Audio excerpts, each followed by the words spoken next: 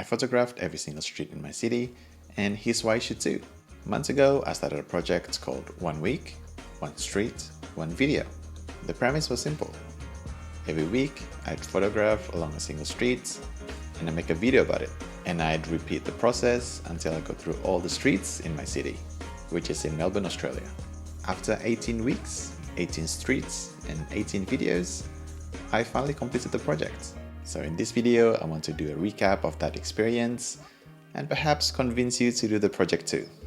Let's talk about it by the aspects in the title. 1 week, 1 street, 1 video. The 1 week aspect meant that I needed to go out regularly every single week. And to be honest, I'm not so good with being consistent with my personal projects. I started a blog maybe 5, 6, 7 times in my lifetime. When I start a new blog, I would be excited to write. I would write quite regularly, but then that's the only thing that drives me, just that excitement of starting something new.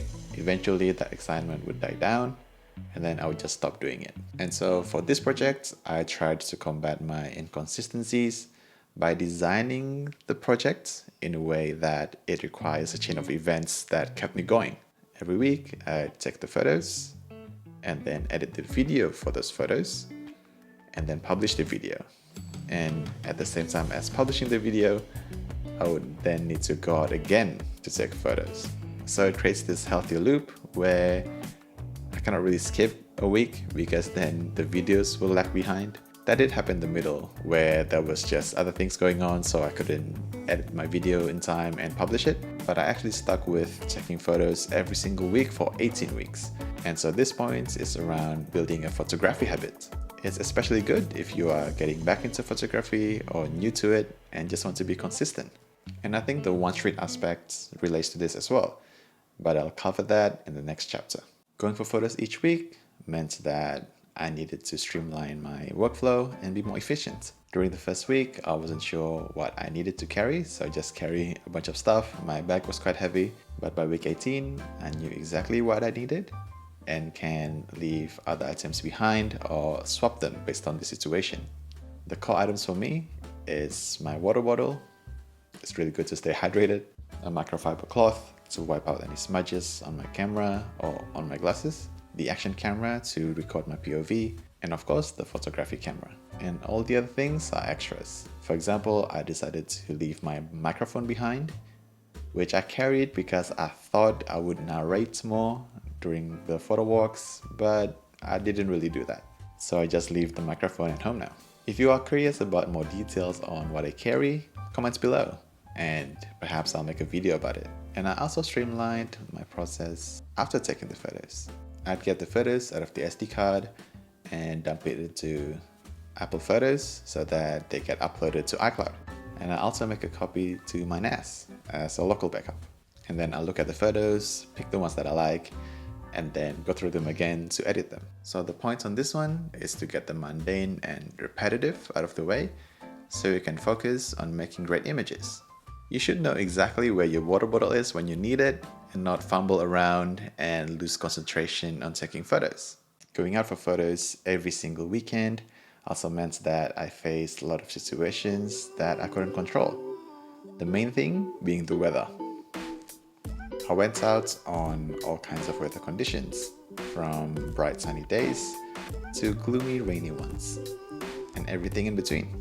There was actually a few rainy weekends in a row, which was quite frustrating because A, it was wet and cold, which I didn't like, and B, taking photos in the rain was really hard and I don't feel like I was good at it. And that's because during sunny days, I relied a lot on the sunlight.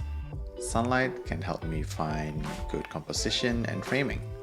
I follow where the light goes, wait there for a subject to pass, and take a photo.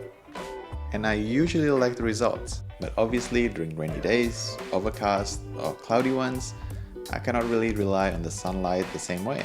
But then I realized that I shouldn't be relying on the sunlight so much anyway. And so I learned to look out for other things, like a pop of color somewhere, nice geometric looking lines, or maybe even facial expressions. And of course, now during sunny days, I don't only use the sunlight, but use all the other things that I do during rainy ones. So yeah, the point here is practicing in various different conditions can result in skills that can be applied to everything, and that would help you to be a more well-rounded photographer. Okay, let's talk about the one street aspect, which meant that I went along a single street from one end to the other and photograph only on that street. Doing that meant that I can have a checklist with a list of streets and check them off every single time I go out. It makes it more motivating to go out because I have a clear goal in mind, to take photos along, say, Swanston Street. Moreover, it breaks down the project in a way that makes it less overwhelming. Even when I'm feeling a bit lazy, I can see the start and end of it. Just go to the start of the streets, walk until the end, and then I can go home. That's basically it, right? It kind of feels like checkpoints or levels in a video game. After completing each level or each street, you get the satisfaction of crossing it off the list, and of course, the satisfaction of looking through the photos.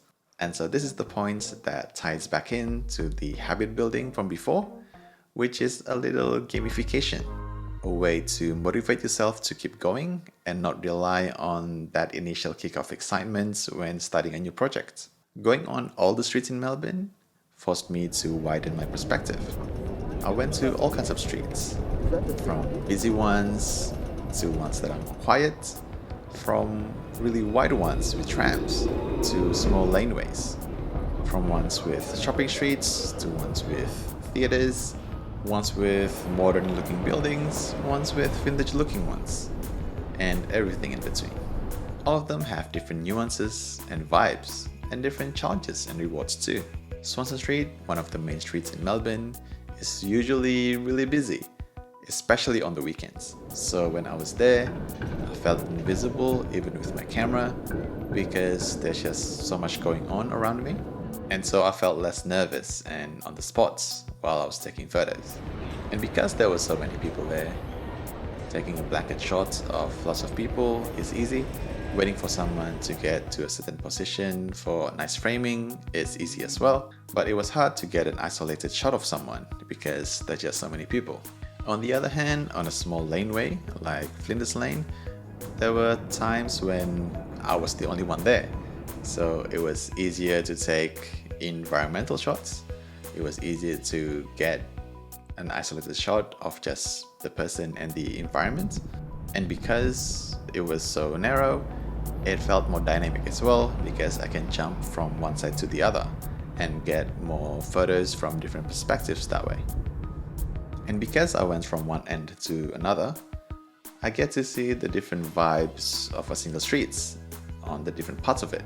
For example, Collins Street, which is a luxury street with a lot of high-end brand stores. On one end, there were a lot of those stores, and the other end is a nice pier, and the vibe was quite different. On one end it's quite busy, and on the other it was quite nice and calm. Well, some streets were busy on the edge actually, like Queen Street, which has the Queen Victoria Markets on one end, which is just packed with people, while in the middle of Queen Street there was not much going on. The point that I'm trying to make here is that different streets have different vibes and nuances, and therefore different challenges and rewards. So if you think your city is kind of boring because you just feel like you know it so well, maybe go through all the different streets and perhaps you can see that it's more varied than you think. This next one is something that I didn't really expect, that I just realized after doing it for weeks and weeks. And it's something that made me really want to recommend this to any photographer out there. After doing this project, and even in the middle of it, when I was walking in the city for other purposes, just to get dinner, meet up with friends, anything at all, I find that I started to look at my city differently. I would recognize little details on the spots that I photographed. For example, hey, there was construction here. Oh, well, maybe that's not too small. But other things like, oh, they changed the poster for Gucci. Or hey, this is the staircase where I took a photo of a person sitting. Or even things like, oh, this place looks much better in the rain compared to the sun, or vice versa. Or maybe, hey, this is the place where I took that photo of the person in the green jacket. And so when I walk through the city, I can compare that with the mental image or even the actual photo. So yes, the point here is that you will find a new unique perspective of your city. You would document this moment of time in your brain and in the photos. So in 5 to 10 years time, you can go back and look how things have changed, or maybe they haven't. Speaking of documentation, let's get to the one video aspect, which is all about documenting your journey and self-reflection. I find that making videos of my photo walk was an amazing way to self-reflect. If you don't want it to be public, you don't need to post it on YouTube, it can just be your personal thing. And it doesn't even need to be a video. It can be a journal, it can be a post on Instagram, it can be physical photos that you print out in a scrapbook. Regardless of how you do it, the main thing is to take photos, pick the ones that you like, understand why you like them, understand why you don't like some of the other ones, and then summarize your findings. And so the point here is solidifying your practice by practicing, reflecting, and then repeat the process. At first, when I was making my videos, I did them as is, as in I took the footage of the photo walk and just sprinkled the photos that I liked with some captions. But then I decided to add themes to each of the videos. And this meant that I needed to learn new things so that I can apply it and talk about it in the videos. That made me want to watch a lot of photography videos, read lots of books, and any other thing that can get me new photography ideas. Just so that, again, I can apply it when I go out next and then document it.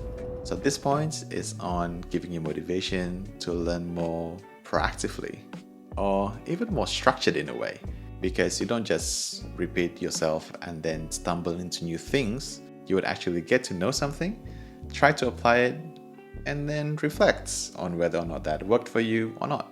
And hey, speaking of trying something new, I have many more ideas on photography exercises / projects / experiments, so subscribe to not miss out. And if you want to see an example of this documentation that we talked about, watch this video. It is my most liked video on the project, despite not being the most viewed, so I hope you would like it too. Thank you so much for watching, and I'll see you in the next one.